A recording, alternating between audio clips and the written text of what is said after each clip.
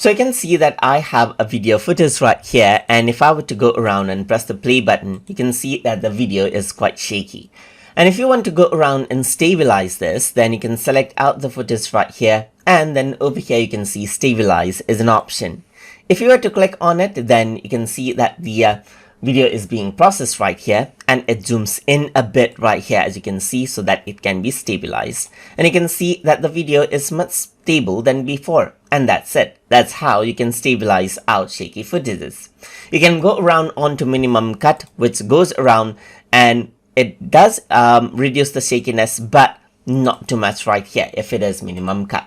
But if I were to go for more stable, then it cuts out most of the part of the video so that it can stabilize it out right here, just like this. And this is how you can see that I can stabilize out footage. And you can disable the stabilize right here and it will be as before, but click on it again and then you can see that you got the stabilization option right here, just like this. And that is how you can utilize the stabilization option inside of CapCut desktop editor. So I hope you guys learned something as always. And as always, please like, comment, share, and subscribe.